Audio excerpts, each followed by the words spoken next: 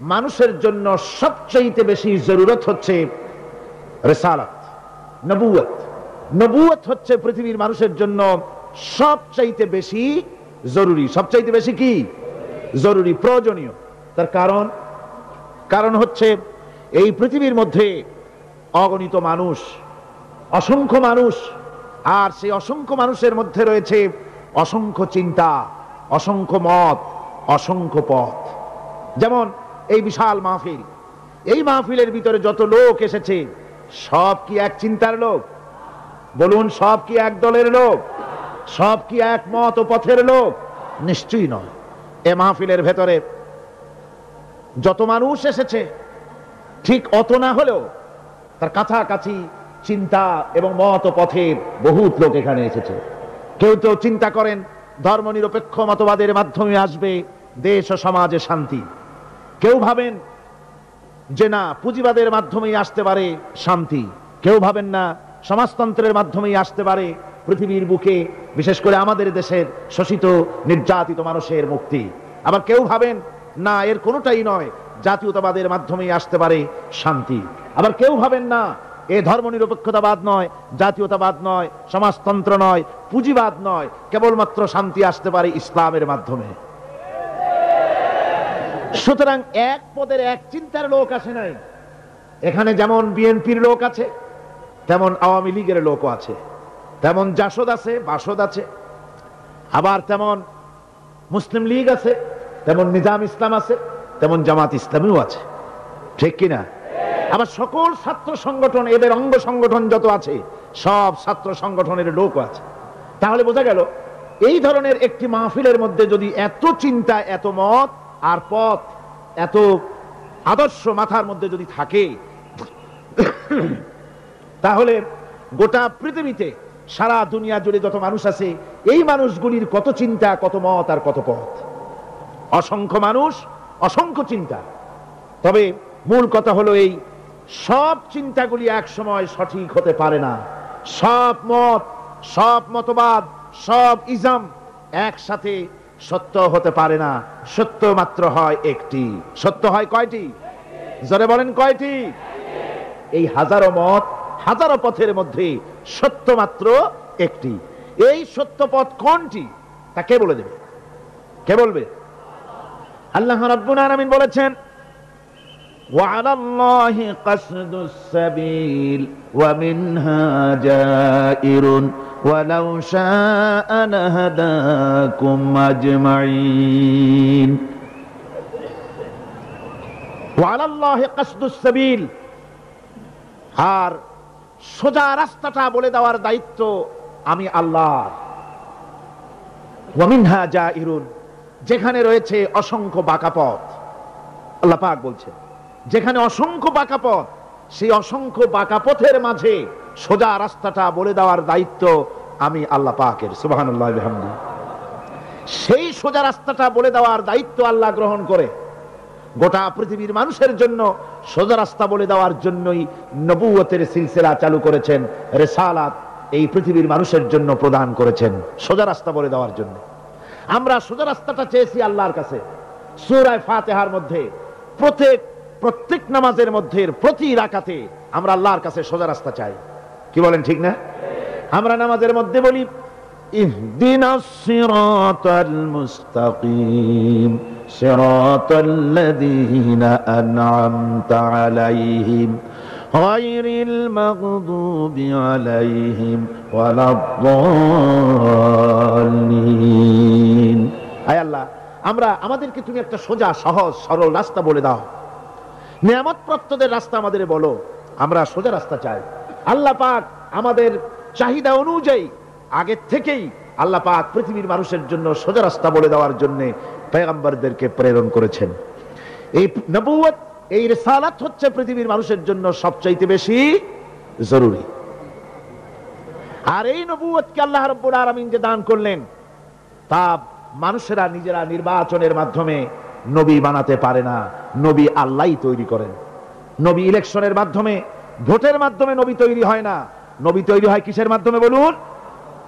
জি, আল্লাহ রাব্বুল আলামিন নবুয়ত তিনি দেন, নবুয়ত তিনি মনোনীত করেন, তিনি নির্বাচনের মোহতাজ করেন নাই নবুয়তকে। যেহেতু যারা নবী হবেন তাদেরকে আল্লাহ পাক আগের থেকেই তৈরি করে রাখেন। হঠাৎ করে 40 বছর বয়সের সময় কোনো একটি লোক পথের থেকে ধরে নিয়ে আল্লাহ নবী বানান না, নবী বানান আগের থেকেই। আল্লাহ পাক মানুষের জন্য পথ সৃষ্টি করেছেন, পথ তিনি তৈরি করেছেন। আমরা দেখতে পাই সমুদ্রের ভিতরে নাবিকেরা তারা যখন স্টিমার চালায়, নৌযান যখন চালায়, তখন দিনের বেলায় সূর্যের আলো দিয়া চলে, রাতের আঁধারে যেন পথ না হারায় সেজন্য রব্বুল আলামিন আকাশে তারকা খচিত করে নাবিকদেরকে পথের দিশা দিয়ে দিয়েছেন। আবার তিনি মরুভূমির ভিতরে ধু ধু প্রান্তরের মধ্যে নিশানা তৈরি করে মানুষের পথের দিশা দিয়েছেন। যে আল্লাহ রব্বুল আলামিন মানুষের এমনি করে সমুদ্রের মধ্যে, পাহাড়ের ভিতরে, প্রান্তরের মধ্যে পথের দিশা দিয়ে দিয়েছেন, সেই আল্লাহ রাব্বুল আলামিন মানুষের জীবনের চলার জন্য আলো প্রদান করেন নাই, পথ প্রদান করেন নাই। এটা কেবলমাত্র বেকুবরাই চিন্তা করতে পারে। কারা চিন্তা করবে এটা? যারা বেকুব, যারা আহমাক, ওরাই চিন্তা করতে পারে। আল্লাহ পাক পথ তৈরি করেছেন, আলো জ্বালিয়েছেন। কোরআনে কারীমে রব্বুল আলামিন বলেছেন, قد جاءكم من الله نور وكتاب مبين। আমি আল্লাহর পক্ষ থেকে তোমাদের জন্য এসেছে আলো, আর আমি তোমাদের দিয়েছি স্পষ্ট কিতাব। আমার পক্ষ থেকে যে আলো তোমাদেরকে দান করেছি সে আলো হচ্ছেন মুহাম্মদুর রাসূলুল্লাহ সাল্লাল্লাহু আলাইহি ওয়াসাল্লাম, তিনি হতেছেন আলো। আর একটা কিতাব দিয়েছি, ওই কিতাবের নাম হচ্ছে কোরআনে কারীম। কোরআন শরীফ দিয়েছে স্পষ্ট কিতাব, আর আলো দিয়েছি, আলো হচ্ছেন মুহাম্মদুর রাসূলুল্লাহ সাল্লাল্লাহু আলাইহি ওয়াসাল্লাম। হুজুরকে নূর বলা হয়েছে, হুজুরকে সিরাজাম মুনীরা বলা হয়েছে, একটা উজ্জ্বল প্রদীপ বলা হয়েছে। হুজুর যেমন শানওয়ালা, বরকতওয়ালা নবী, তাকে তো প্রদীপের সাথে নয়, তাকে তুলনা করা দরকার ছিল সূর্যের আলোর সাথে, চাঁদের আলোর সাথে। কিন্তু আল্লাহ রাব্বুল আলামিন সূর্য এবং চাঁদের সাথে তুলনা না করে হুজুরকে তুলনা করেছেন প্রদীপের সাথে। কারণ হচ্ছে সূর্যের আলো যতই প্রখর হোক, সূর্যের আলো যতই প্রচন্ড হোক, এই সূর্য কিয়ামত পর্যন্ত চেষ্টা করে নতুন আরেকটি ছোট্ট সূর্যের জন্ম দিতে পারবে না। চাঁদের আলো যতই সুন্দর হোক, যতই স্নিগ্ধ হোক না কেন, কিয়ামত পর্যন্ত চেষ্টা করে চাঁদ নতুন ছোট্ট একটি চাঁদের জন্ম দিতে পারবে না। অথচ একটা প্রদীপ, এই প্রদীপ থেকে যদি কেউ আলো ধরাতে চায়, আর একটা ধরানো যাবে, 10টা যাবে, 100টা যাবে, সহস্রটা যাবে। যত আলো ধরাতে চায়, একটা প্রদীপ থেকে মানুষ আলো হাজারো হাজারো লাখো লাখো আলো ধরাতে পারে, তাতে ওই প্রদীপের আলো মোটেই কমে যাবে না। ঠিক কিনা বলেন? সুতরাং রাসূল পাক সাল্লাল্লাহু আলাইহি ওয়াসাল্লাম হচ্ছেন জ্ঞানের প্রদীপ। কিসের প্রদীপ? জ্ঞানের প্রদীপ। তার কাছ থেকে, আল্লাহ রাব্বুল আলামিনের কাছ থেকে এসেছে জ্ঞান। সেই জ্ঞান তিনি বিকিরণ করেছেন, বিতরণ করেছেন গোটা বিশ্ববাসীর জন্য। সুতরাং হেদায়েতটা আল্লাহর পক্ষ থেকে পয়গম্বরদের কাছে সরাসরি আসে, অন্যদের কাছে আসে না। এই পৃথিবীতে দার্শনিকরাও নেতা, রাজনৈতিক নেতারাও নেতা। যত নেতা আছে, দার্শনিক হোক আর রাজনৈতিক নেতা হোক, যত রকমের নেতা আছে, সমস্ত নেতারা কথা বলে মন মস্তিষ্ক দিয়ে, আন্দাজ এবং অনুমানের উপরে ভিত্তি করে অন্ধকারে ঢিল ছোড়ে।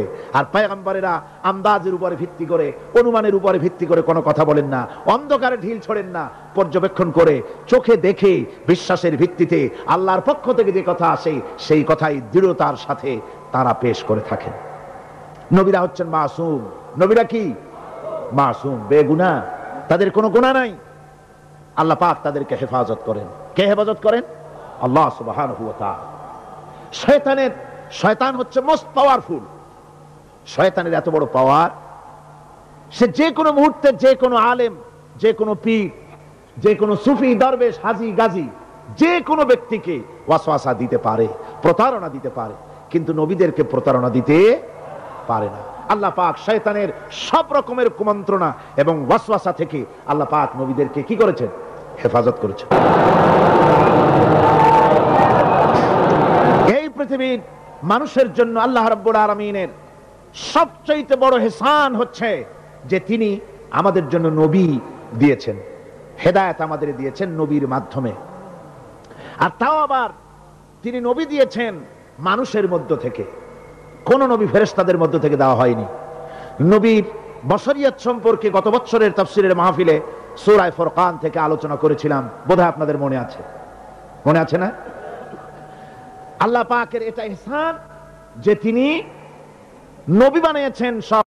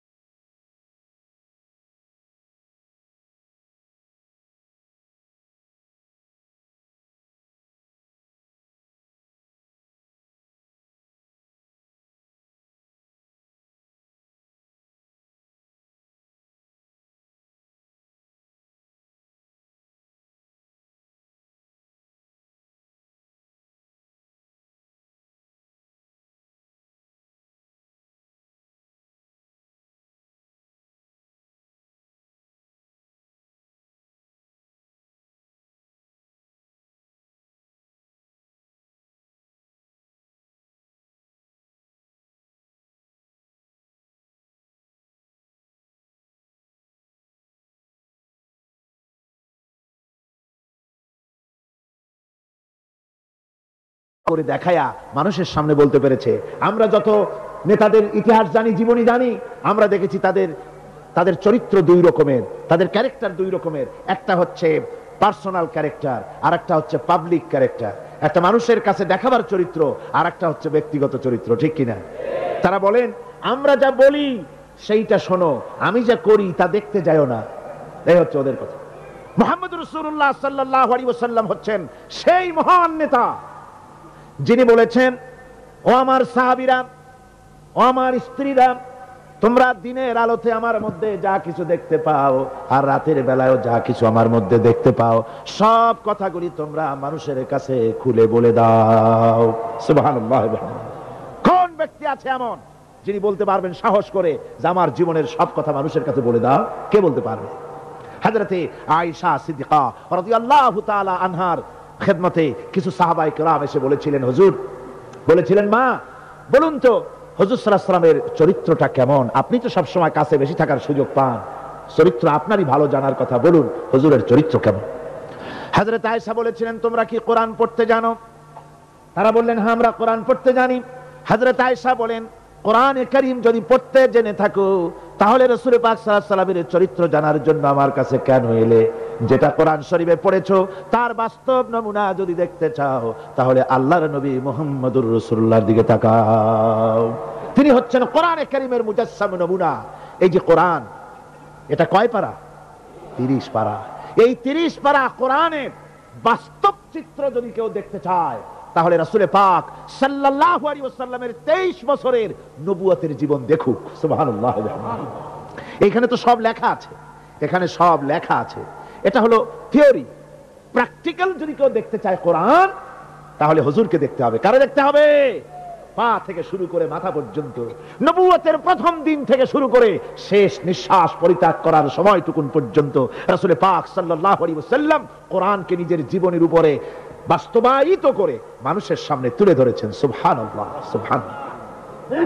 এই জন্য আল্লাহর নবীর চরিত্রের সার্টিফিকেট দুনিয়ার কোন নেতার চরিত্রের সার্টিফিকেট তাদের বইয়ের ভিতরে নাই, ধর্মগ্রন্থের ভিতরে নাই। একমাত্র কোরআনের ভিতরে কোরআনের বাহক যিনি ছিলেন, কোরআনের ধারক যিনি ছিলেন, তার চরিত্রের সার্টিফিকেট আল্লাহ কোরআনের মধ্যে ঢুকাই দিয়েছেন। রব্বুল আলামিন বলেন, ওয়া ইন্নাকা লাআলা খুলুকিন আযীম। নবী হে, আপনি হচ্ছেন পূত পবিত্র চরিত্রের উপরে প্রতিষ্ঠিত। সুবহানাল্লাহ। আপনি চরিত্রের উপরে প্রতিষ্ঠিত। রাসূল পাক চরিত্রের মূল ব্যক্তিত্ব ছিলেন। লেখাপড়া জানতেন না হুজুর। হুজুর কি লেখাপড়া জানতেন? লেখাপড়া জানতেন না, না পড়তে জানতেন, না লিখতে জানতেন, না নিজের নাম সই করতে পারতেন। অথচ গোটা বিশ্বের সর্বকালের সর্বযুগের সর্বশ্রেষ্ঠ নেতা মুহাম্মদ রাসূলুল্লাহ সাল্লাল্লাহু আলাইহি ওয়াসাল্লাম।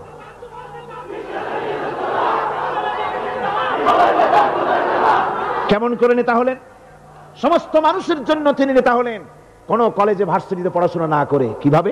হুজুর নিজে বলেছেন, ইন্নামা বুইস্তু মুআল্লিমান, আমি পৃথিবীতে প্রেরিত হয়েছি শিক্ষক হিসেবে। জোরে কম তো কি হিসেবে? শিক্ষক হিসেবে। কোন কলেজে পড়েন নাই। হুজুর কি কোন কলেজ থেকে গ্রাজুয়েশন ডিগ্রি নিয়েছিলেন নাকি? মাস্টার্স, কামেল পাস করেছেন? সুবহানাল্লাহ। নবীদেরকে আল্লাহ রাব্বুল আলামিন কোথাও লেখাপড়া করান না।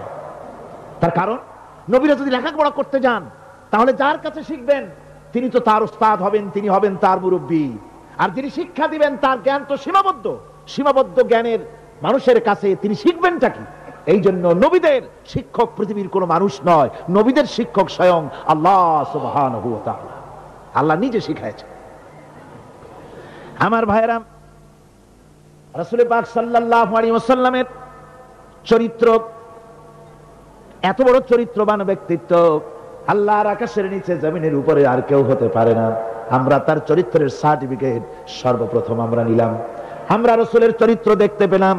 রাসূলের স্ত্রী হযরতে খাদিজাতুল কুবরা রাদিয়াল্লাহু তাআলা আনহা, তিনি রাসূলের চরিত্রের সার্টিফিকেট দিতেছেন। বলেন, পুরুষের চরিত্রের সার্টিফিকেট সবচাইতে অথেন্টিক কারটা? স্ত্রীটা। স্ত্রী যে সার্টিফাই করে ওইটা হলো সবচাইতে মূল্যবান। আপনি পারেন বিদেশে গিয়া খুব বেশি জামা কাপড় গায়ে দিয়ে তারপরে বলতে পারেন যে আমি একেবারে কুতুবে জামান, ইমামুল জিন্নি ওয়াল ইনস, একটা বহুত কিছু আমি বলতে পারে, কিন্তু আপনি কুতুবে জাবান না শয়তানের খালাতো ভাই, এটা বউ জানে সবচাইতে বেশি। কে জানে সবচাইতে বেশি? বউ, স্ত্রী জানে সবচাইতে বেশি। রাসূলুল্লাহর সার্টিফিকেট স্ত্রী দিচ্ছে, সুবহানাল্লাহ।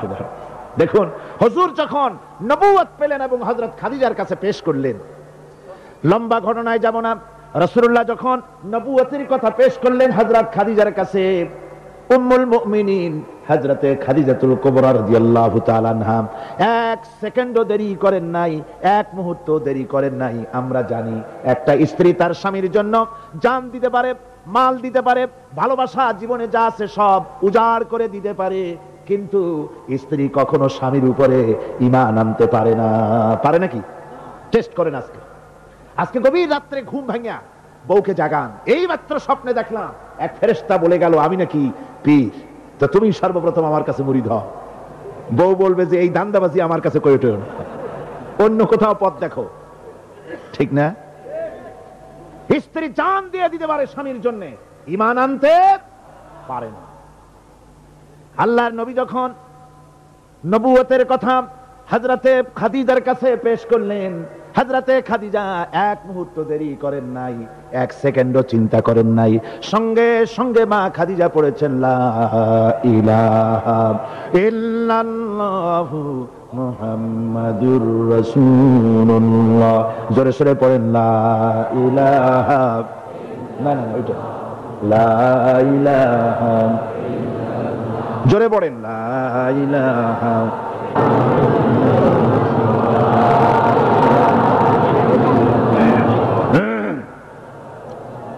এক মুহূর্ত দেরি করেন নাই, হযরতে খাদিজা সঙ্গে সঙ্গে ঈমান এনেছেন। আমার বন্ধুগণ, স্ত্রীর সার্টিফিকেট সবচাইতে বড়, তারপরে লোকটির চরিত্র কেমন, সুন্দর সার্টিফিকেট দিতে পারে স্ত্রীর পরে তার খাদেম, তার বাড়িতে যে চাকর থাকে, যেহেতু চাকর বাড়ির ড্রয়িং রুম থেকে রান্নাঘর পর্যন্ত যাতায়াত করে, লোকটি কেমন তা ভালো করে সে জানে। একজন চাকর তার প্রভুর জন্য, তার মনিবের জন্য জানমাল সব দিয়ে দিতে পারে, কিন্তু ঈমান আনতে পারে না মনিবের উপরে। আমরা দেখতে পাই রাসূল পাক সাল্লাল্লাহু আলাইহি ওয়াসাল্লাম নবুয়তের দাওয়াত যখন পেশ করলেন, রাসূলের খাদেম ছিলেন যায়েদ বিন হারিসা। হযরতে যায়েদ এক মুহূর্ত দেরি করেন নাই, সঙ্গে সঙ্গে পড়েছেন লা ইলাহা ইল্লাল্লাহু মুহাম্মাদুর রাসূলুল্লাহ। স্ত্রী, তারপরে খাদেম, তারপরে লোকটির চরিত্র সম্পর্কে ভালো করে সার্টিফাই করতে পারে তার বন্ধু। রাসূলের বন্ধু ছিলেন হযরতে আবু বকর সিদ্দিক রাদিয়াল্লাহু তাআলা আনহু। নবুয়ত পাওয়ার আগে 20 বছরের পুরানা বন্ধুত্ব। কত বছর? 20 বছরের পুরানা বন্ধুত্ব হুজুরের সাথে হযরত আবু বকরের। 20 বছরে একটা লোককে চিনতে কিছু বাকি থাকে? কিছু বাকি থাকে। হযরতে রাসূল পাক যখন বন্ধু আবু বকরের কাছে নবুয়তের দাওয়াত পেশ করলেন, তাওহীদের দাওয়াত পেশ করলেন, বন্ধু হযরত আবু বকর এক সেকেন্ডও দেরি করেন নাই, বলেছেন আপনি নবী হওয়ার যোগ্য। যে চরিত্র আপনার ভিতরে দেখেছি সাধারণ মানুষের এই চরিত্র হতে পারে না। আমি আর মোটেও দেরি করলাম না, আমি পড়ে নিলাম আশহাদু আল্লাহ ইলাহা ইল্লাল্লাহু ওয়াহদাহু লা শারীকা লাহু ওয়া আশহাদু আন্না মুহাম্মাদান আবদুহু ওয়া রাসূলুহু। আমার ভাইরা, রাসূল পাক সাল্লাল্লাহু আলাইহি ওয়াসাল্লাম চরিত্রের দিক থেকে শ্রেষ্ঠ চরিত্রবান ব্যক্তিত্ব। আপনি বলেন এই পৃথিবীতে কোন নেতা আছে জীবনে মিথ্যে কথা বলে নাই? মোহাম্মদ, এটা কি সোজা কথা মনে করেন? সহজ কথা? সারা জীবনে একটা মিথ্যা কথা বলেন নাই, সমগ্র জীবনে একটি মিথ্যা কথা বলেন নাই, কাউকে গালি দেন নাই, কাউকে ঠকান নাই, কারো সাথে প্রতারণা করেননি। সুবহানাল্লাহ পড়ে, দিল খুলে মুহাব্বতের সাথে জোরে সোরে বলেন সুবহানাল্লাহ। কত বড় আযীম ব্যক্তিত্ব!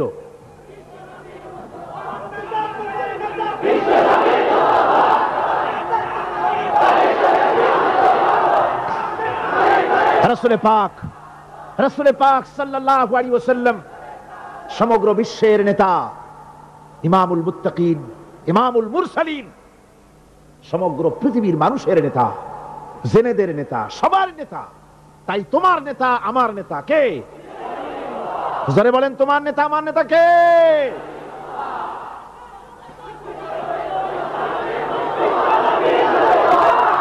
আমার ভাইরা,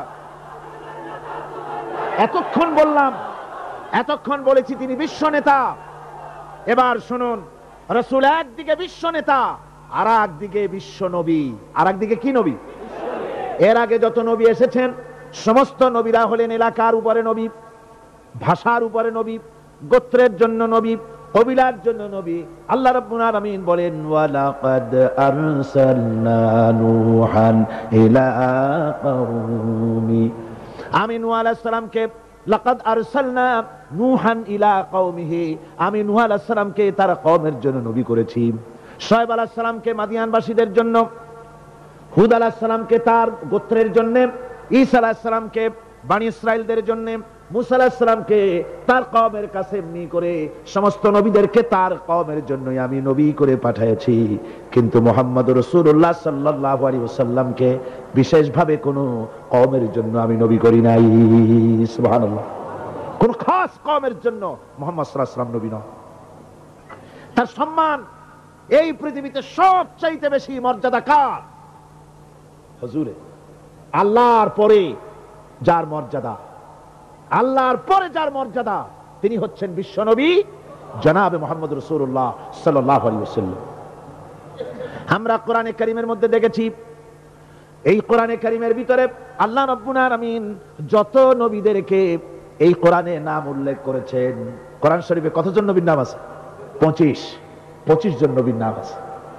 এই 25 জন নবীদের মধ্য থেকে যারে যখন ইচ্ছে করেছেন আল্লাহ পাক নাম ধরে ডয়ে ডেকেছেন, ইয়া আদামু সুকুন আনতা ওয়া যাওজুকাল জান্নাহ। নাম ধরে ডাকলেন আদমকে। ইয়া ইয়াহইয়া খুযিল কিতাবা বিকুওয়া, হযরত ইয়াহইয়াকে ডাকলেন নাম ধরে। ইয়া যাকারিয়া, ইয়া নূহ। হযরত মুসা আলাইহিস সালামকে ডাকতেছেন, ওয়া মা তিলকা বিয়ামিনিকা ইয়া মূসা। আবার যখন আল্লাহ রাব্বুল আলামিন মুসলমানদের জাতির পিতাকে ডাকার দরকার বোধ করলেন, কে মুসলমানদের জাতির পিতা? ভুল করবেন না যেন, আমাদের দেশের লোকেরা পেছ লাগায় ফেলাইছে,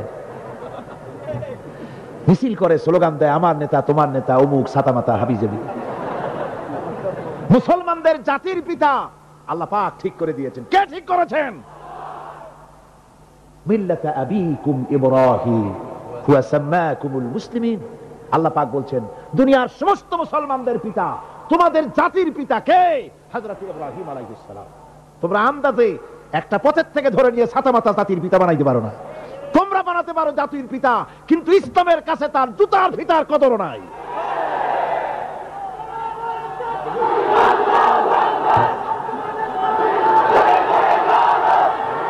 সুতরাং আল্লাহ যখন ইব্রাহিম আলাইহিস সালামকে ডাকার দরকার বোধ করেছেন, তখন কিন্তু ও মুসলমানদের জাতির পিতা এই কথা বলে তিনি ডাকেন নাই। দেখেছেন আল্লাহ রাব্বুল আলামিন ডাকলেন কিভাবে? কোরআনে কারীমের দিকে লক্ষ্য করুন। রব্বুল আলামিন বলেন, ওয়া নাদাইনাহু আইয়া ইব্রাহিম ক্বাদ সাদ্দাকতার রুইয়া ইন্না কাযালিকা নাজজিল মুহসিনিন। আমি ইব্রাহিমকে ডেকে বললাম, ও ইব্রাহিম, তুমি তোমার স্বপ্নকে বাস্তবে রূপ দিয়েছো, আর আমি এইভাবে করে মুহসিন ব্যক্তিদেরকে পুরস্কৃত করে থাকি। আল্লাহ পাক জাতির পিতা বলে ডাকলেন না, ইব্রাহিম নাম ধরে ধরে আল্লাহ পাক ডেকেছেন সব নবীদেরকে। কিন্তু গোটা কোরআন শরীফ, এই যে 30 পারা কোরআন, কোরআনে কারীমের প্রথম থেকে নিয়ে শেষ পর্যন্ত পড়ে দেখেন, ইয়া ইয়াহইয়া সে ইয়া যাকারিয়া, ইয়া মুসা, ইয়া ঈসা এভাবে করে আছে, কিন্তু কোন জায়গায় ইয়া মুহাম্মদ, ইয়া আহমদ নাই। সুবহানাল্লাহ, সুবহানাল্লাহ বিহামদিহি। হুজুর আল্লাহ রাব্বুল আলামিন নাম ধরে ডাকেন নাই। নাম ধরে তো ডাকলেনই না। এই পৃথিবীতে কোন নবীদের তার নবীকে নাম ধরে ডাকার ব্যাপারে কোনো নিষেধ ছিল না। আল্লাহ রাব্বুল আলামিন মুমিনদেরকে বলে দিলেন, লা তাজআলু দুআআর রাসূলি বাইনাকুম কাদুআই বা'দিকুম বা'দা তোমরা যেমন পরস্পর পরস্পরকে নাম ধরে ডাকাডাকি করো, এইভাবে করে আমার হাবিব মুহাম্মদ রাসূলুল্লাহ সাল্লাল্লাহু আলাইহি ওয়াসাল্লামকে কখনো নাম ধরে ডেকো না। সুবহানাল্লাহ, কখনো নাম ধরে ডেকো না। এই সম্মান আল্লাহ রাব্বুল আলামিন তার হাবিবকে দান করেছেন।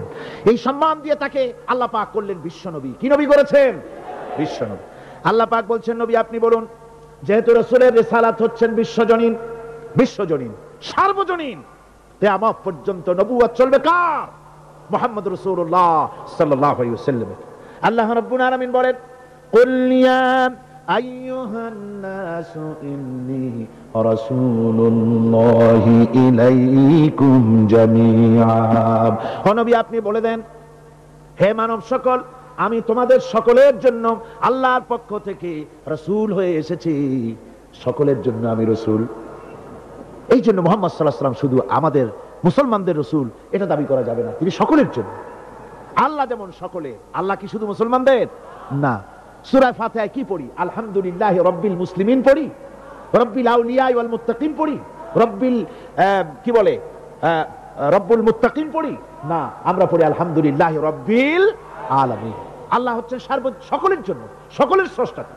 আল্লাহ যেমন সকলের, আল্লাহ পাক বলেন আমি যেমন সকলের, আমার নবী বিশ্ব নবীকে বানায় দিলাম, ওয়া মা আরসালনাকা ইল্লা রাহমাতাল লিল আলামিন।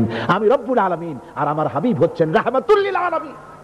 আমি সকলের স্রষ্টা আর আমার রাসূল সকলের জন্য রহমত। যারা বলেন সুবহানাল্লাহ, সকলের জন্য তিনি রহমত। আল্লাহ পাক বলেন, ওয়ামা আরসালনাকা ইল্লা কাফাতান লিন-নাসি বাশীরান ওয়া নাযীরা। আমি আপনাকে तमाम পৃথিবীর মানুষের জন্য সুসংবাদদাতা হিসেবে আর সতর্ককারী হিসেবে আপনাকে প্রেরণ করেছি, সকলের জন্য আপনি। আল্লাহ রাব্বুল আলামিন তার হাবিব সম্পর্কে বলেন, তাবারাকাল্লাযী নাযালাল ফুরকানা আলা আবদিহি লিয়াকুনা লিল আলামিনা নাযীরা। অতীব বরকতশালী সে আল্লাহ রাব্বুল আলামিন, যিনি তার বান্দার উপরে ফুরকান অবতীর্ণ করেছেন, যাতে করে তিনি তার কওমের কাছে দাওয়াত পৌঁছান। এ কথা বলা হয় নাই লিয়াকুনা লিল আলামিনা নাযীরা, বিশ্ববাসীর কাছে যেন তিনি দাওয়াত পৌঁছাতে পারেন, আল্লাহর সম্পর্কে, জাহান্নাম সম্পর্কে ভীতি প্রদর্শন করাতে পারেন, জান্নাতের সুসংবাদ দিতে পারেন, হেদায়েতের দাওয়াত পৌঁছে দিতে পারেন। এই জন্য আমি রাসূলকে পাঠিয়েছি তামাম বিশ্বের সমস্ত মানুষের জন্য। সুবহানাল্লাহি ওয়া বিহামদিহি, তিনি সকলের জন্য। তার সম্মান আর মর্যাদা আল্লাহ রাব্বুল আলামিন এমন ভাবে পেশ করলেন, তার মর্যাদা এত বেশি, নবীর মর্যাদা এত বেশি, মুহাম্মদ সাল্লাল্লাহু আলাইহি ওয়াসাল্লাম যদি উম্মতের কোন ব্যাপারে যদি বলেন হ্যাঁ, অমনি উম্মতের জন্য তা হালাল হয়ে যায়। সুবহানাল্লাহ পড়ে। কি আছে এমন যে তার মুখের কথাই কোন পরামর্শের ধার ধারে না? মুখের কথাটা কি? আইন। রাসূল যদি বলেন হ্যাঁ, উম্মতের জন্য কি হয়? হালাল। হালাল। রাসূল বলছেন না, উম্মতের জন্য কি হয়ে গেল? হারাম হয়ে গেল। সুবহানাল্লাহ ওয়া বিহামদিহি। এটা হচ্ছে আল্লাহ তার রাসূলকে লেজিসলেটিভ পাওয়ার, আইন তৈরি করার অধিকার আল্লাহ তার হাবিবকে দিয়েছেন। রাসূল ছিলেন শারে', শরীয়ত প্রণেতা। হালাল হারামের সীমারেখা কোরআনে যা আছে এটা কোনো শেষ নয়। হালাল হারামের সীমারেখা রাসূলের পাককে প্রদান করার জন্য, নির্ধারণ করার জন্য আল্লাহ পাক তাকে পারমিশন দিয়েছেন, পাওয়ার দিয়েছেন। ওয়ামা আতাকুমুর রাসূলু ফাখুযুহু ওয়ামা নাহাকুম আনহু ফান্তাহু। এই আয়াত দিয়ে প্রমাণিত হয় রাসূল তোমাদের জন্য যা দেন তা গ্রহণ করো, যা নিষেধ করেন তার থেকে বিরত থাকো, ফিরে থাকো। রাসূল পাক সাল্লাল্লাহু আলাইহি ওয়াসাল্লামের ইজ্জত, সম্মান এভাবে আল্লাহ দান করলেন। হ্যাঁ বললে হালাল হয়ে যায়, না বললে হারাম হয়ে যায়।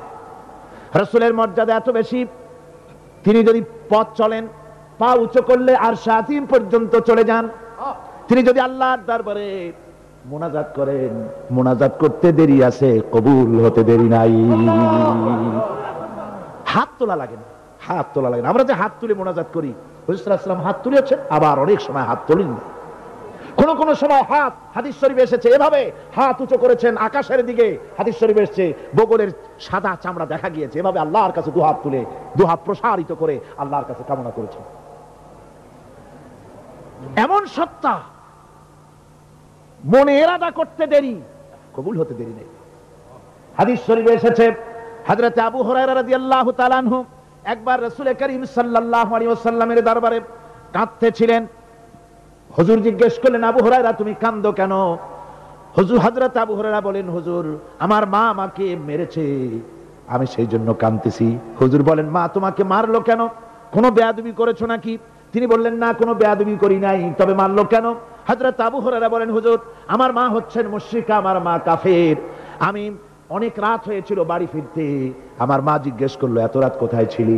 আমি বললাম, মা তামাম পৃথিবী যে কদম মোবারক চুমতে পারলে নিজেকে ধন্য মনে করে, আমি সেই রাসূলের দরবারে ছিলাম, আসতে দেরি হয়ে গেছে। ইয়া রাসূলুল্লাহ, আপনার নাম শোনা মাত্র আমার মায়ের গায়ে আগুন জ্বলে গেল। সহ্য করতে না পেরে আমাকে মায়ের আরম্ভ করে দিল, বলল, আবু হুরায়রা হয় আমার বাড়ি ছাড়বি, না হয় মুহাম্মদ সাল্লাল্লাহু আলাইহি ওয়াসাল্লামের ঘর ছাড়বি, কোনটা করবি কর।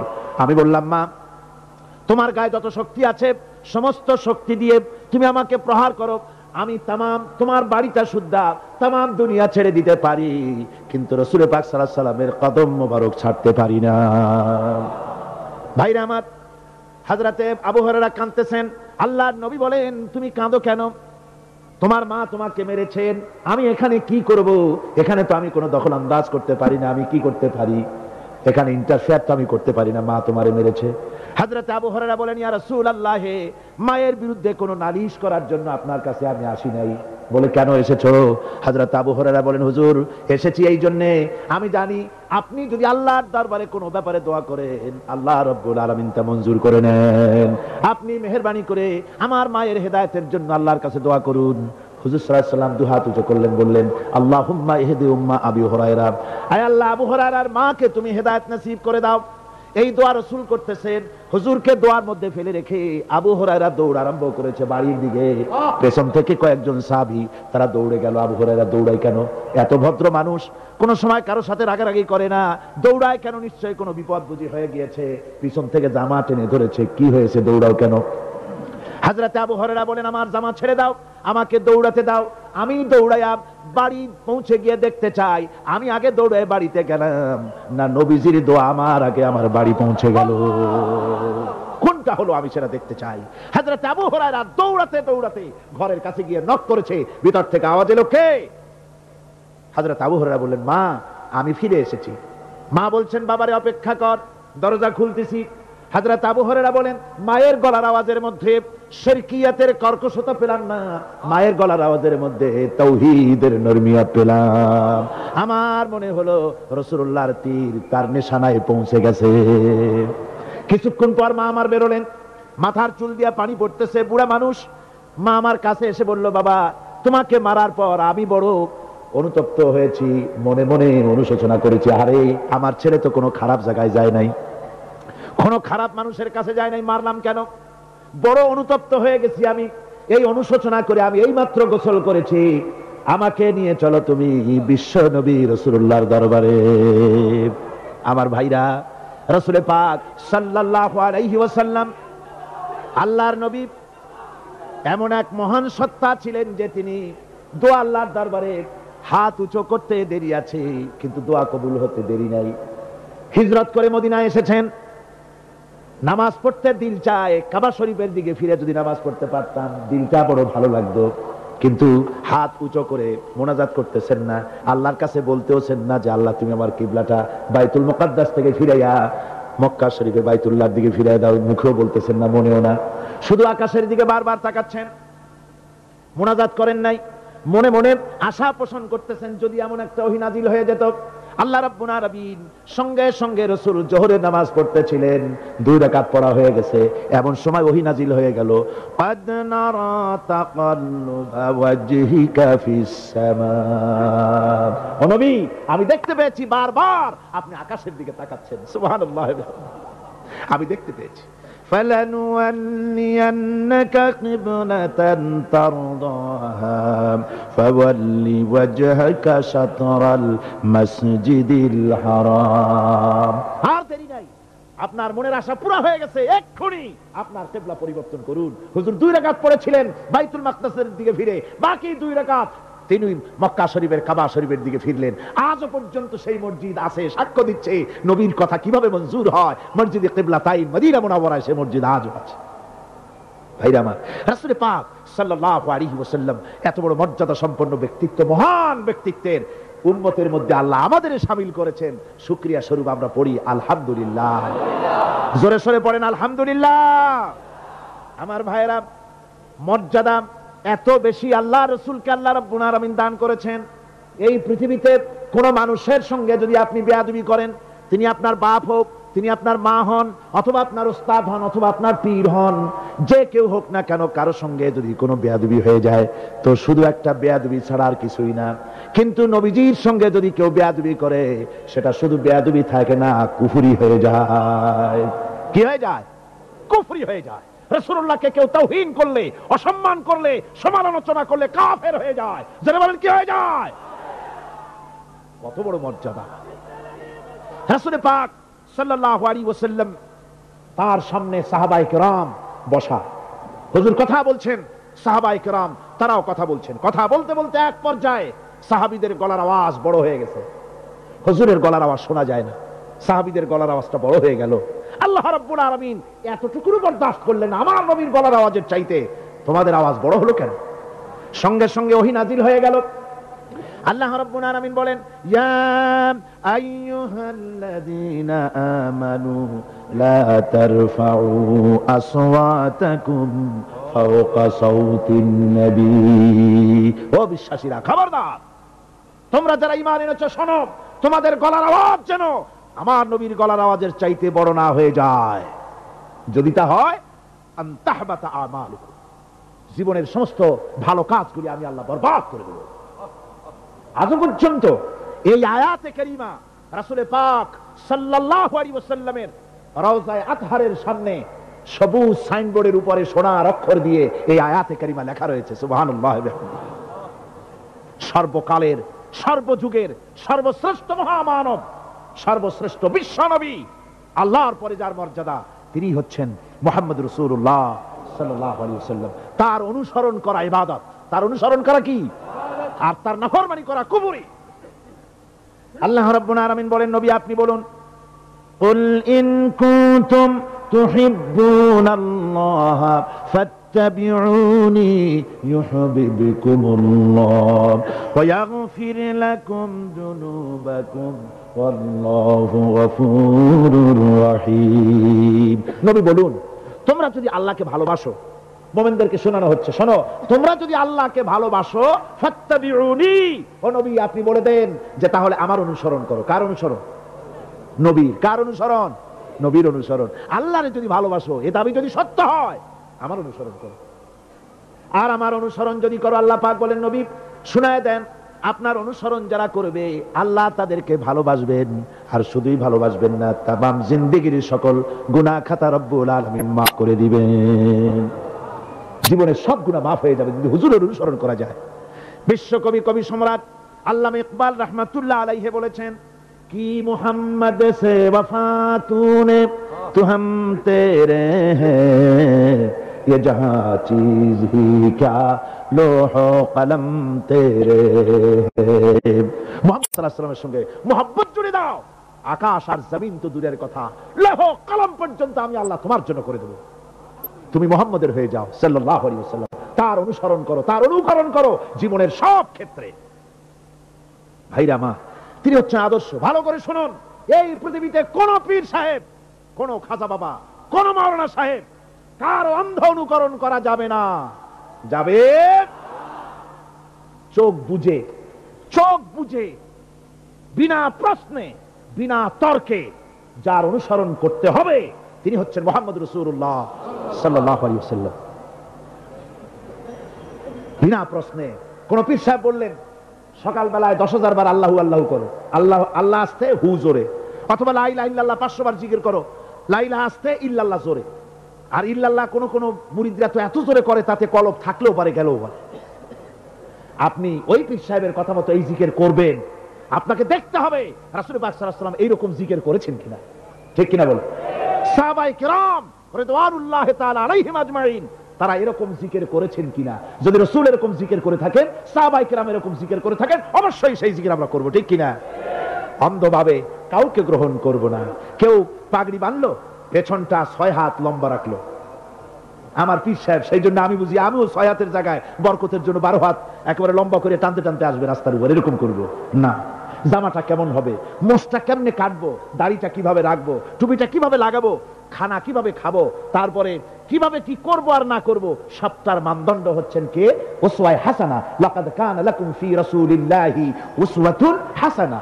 গ্রহণযোগ্য একমাত্র মহত্তম আদর্শ হচ্ছে তোমাদের রাসূল, তাকে দিয়ে গ্রহণ করতে হবে। পায়ের নখটা কেমনে কাটবে, মাথার চুলটা কেমনে কাটবে, আদর্শ হচ্ছেন মুহাম্মদ রাসূলুল্লাহ সাল্লাল্লাহু আলাইহি ওয়াসাল্লাম। ওই রাসূলের অনুকরণ করে কোন পীর সাহেব, কোন মাওলানা সাহেব যদি বলে, তাহলে তাকে অনুসরণ করা যাবে। তবে মিলায় দেখতে হবে যে কথা ঠিক আছে কিনা, উনি যা বলছেন, উনি যা করছেন, ওইটা ঠিক আছে কিনা।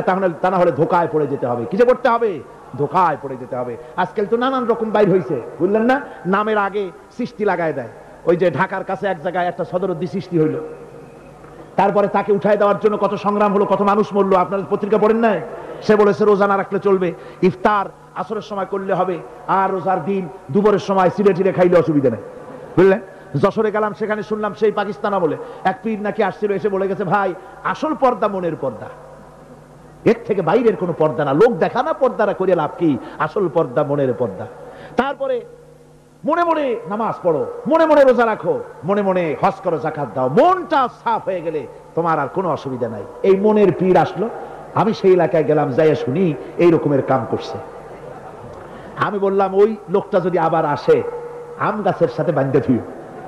তারপরে সে যখন বলবে যে আমার তো পেশাব পায়খানা করা লাগবে, আমারে ছাড়ো, তোমরা বলবা যে না, ছাড়া যাবে না। মনে মনে যদি নামাজ পড়া যায়, মনে মনে পেশাব পায়খানা করুন। যদি বলে আমার ক্ষুধা লাগছে অথবা পানি পান করবো, তৃষ্ণা লেগেছে, বলতে হবে মনে মনে যদি রোজা রাখা যায়, তো মনে মনে খাওয়া দাওয়ার কামটা সারিয়ে নেন মেহেরবানি করে। এই ধরনের কিছু সংখ্যক লোক বেরিয়েছে, যাদেরকে লোকেরা সাহাবীদের চাইতে, নবীদের চাইতেও বড় মনে করে। আশ্চর্য কথা, বিভিন্ন জায়গায় এই ধরনের পীর হয়, তাদের আবার নওরোজ অনুষ্ঠান হয়, তাদের জন্ম দিবসে তাদেরকে গোসল করানো হয়, সেই গোসলের পানি আবার মুরিদেরা খায়। জোরে কর নাউজুবিল্লাহ, জোরে কর নাউজুবিল্লাহ।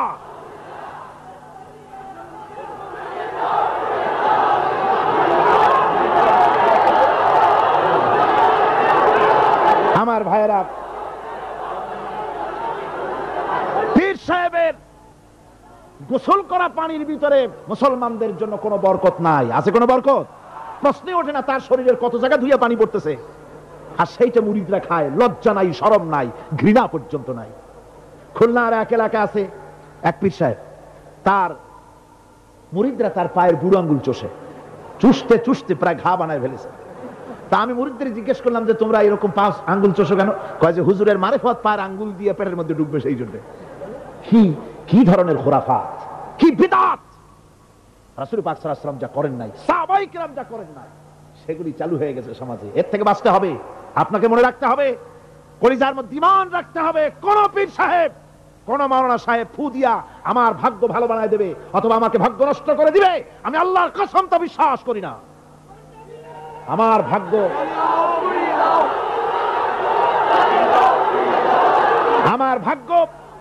আমার তাকদীর, ভালো বা খারাপ, এ সবটা হতে পারে আল্লাহর পক্ষ থেকে। কার পক্ষ থেকে? যারা বলেন কার পক্ষ থেকে? আল্লাহর পক্ষ থেকে হতে পারে। সুতরাং আজকে আমাদের দেশে বহুত নকল পেরিয়ে গেছে। পীর মুরিদি একসময় খুব ভালো ছিল, কিন্তু যে জিনিস যত ভালো, তার নকল বেরোয় তত তাড়াতাড়ি। তবে আলহামদুলিল্লাহ, এখনো আলহামদুলিল্লাহ কিছু হাক্কানি পীর এখনো আছে, যারা সমাজের কাজ করেন, যারা ওইভাবে কদম বুসি নেওয়ার জন্য পা আগ বাড়ায় দেয় না। সেজন্য বলছি যে আমাদেরকে ইত্তেবা করতে হবে রাসূলের। কার ইত্তেবা করতে হবে? যা রাসূল করেন নাই, যা সাহাবায়ে কিরাম করেন নাই, তা আমরা করতে পারি না। এই জন্য আমার মুসলমান ভাইয়েরা, আল্লাহর প্রতি ঈমান, রাসূলের প্রতি ঈমান। ঈমানের অর্থ হলো আল্লাহর নবী যে কথাগুলি তিনি বলে গিয়েছেন, তার ওসওয়াকে ধরে রাখা, রাসূলের আদর্শ দিয়ে পায়ের নখকাটা থেকে শুরু করে মাথার চুল পর্যন্ত গ্রহণ করতে হবে। নবী মুহাম্মদ রাসূলুল্লাহ সাল্লাল্লাহু আলাইহি ওয়াসাল্লামের তিনি যেভাবে যা করেছেন, তার উল্টা পাল্টা একটাও করা যাবে না, সব করতে হবে। কার কথা মতো? রাসূল পাক সাল্লাল্লাহু আলাইহি ওয়াসাল্লামের কথা মতো। রাসূলের প্রতি ঈমান এর অর্থ হলো তিনি হচ্ছেন আইনদাতা। তিনি আইন ও বিধান দিয়েছেন আল্লাহর পক্ষ থেকে। আইন ও বিধান কার পক্ষ থেকে দিয়েছেন? আল্লাহর পক্ষ থেকে। তিনি যে বিচার করেছেন সেই বিচারক হিসাবে তাকে গ্রহণ করতে হবে। তিনি যে বিধান দিয়েছেন সেটাই মানতে হবে। তিনি শাসক ছিলেন, তিনি রাষ্ট্রপতি ছিলেন, তিনি সব ছিলেন, সকলের জন্য তিনি আদর্শ। তিনি যুবকের আদর্শ, তিনি নানার আদর্শ, তিনি স্বামীর আদর্শ, তিনি পিতার আদর্শ, তিনি রাষ্ট্রপতির আদর্শ, তিনি সেনাপতির আদর্শ, তিনি শ্রমিকের আদর্শ, তিনি সকলেরই আদর্শ। ঠিক কিনা কর? সকলের আদর্শ। রাসূলুল্লাহর সুন্নাত দুই রকম। সুন্নাত কয় রকম? এক ধরনের সুন্নাত আমল করা সহজ, আর এক শ্রেণীর সুন্নাত আমল করা কঠিন। ঠিক কিনা? আমি কিন্তু সুন্নতের মর্যাদা সম্পর্কে কথা বলছি না, আমি বলছি আমলের ব্যাপারে ধরনটা। এক শ্রেণী রসুলের কোন সুন্নতের কদর কিন্তু কম নয়, আকাশ আর জমিন বিক্রি করলেও রসুলের একটা সুন্নতের সমান মর্যাদা হবে না। রসুলের সুন্নত পালনের মধ্যে দুই ধরনের। একটা সুন্নত হচ্ছে পালন করা খুব সহজ, আর একটা পালন করা কঠিন। সহজ সুন্নত হলো চোখে সুরমা লাগানো, সহজ সুন্নত দুপুরে খাইয়া আরামে ঘুমানো, সহজ সুন্নত হলো কদু খাওয়া, সহজ সুন্নত খাবারের পরে মিষ্টি খাওয়া, এগুলি হলো সহজ সুন্নত। আর কঠিন সুন্নত হচ্ছে বদরের প্রান্তরে কাফেরদের মোকাবেলায় দাঁড়ানো। কঠিন সুন্নত হচ্ছে উহুদের ময়দানে দান্দান মোবারক শহীদ করার সুন্নত। কঠিন সুন্নত হচ্ছে বাতিলের বিরুদ্ধে মানুষের তৈরি করা মতবাদকে উৎখাত করে আল্লাহর জমিনে আল্লাহর দ্বীন কায়েম করার সুন্নত। আমি আজ এই বিশাল জনতাকে জিজ্ঞাসা করতে চাই, আপনারা রসুলের সহজ সুন্নত আমরা যেভাবে পালন করব, কঠিন সুন্নতটাও পালন করতে রাজি আছেন? তাহলে বাংলাদেশের বুকে ধর্ম নিরপেক্ষতার মুখে লাথি মেরে কোরআনের রাজ কায়েম করতে রাজি আছেন? দুহাত উঁচু করে দেখান। আলহামদুলিল্লাহ।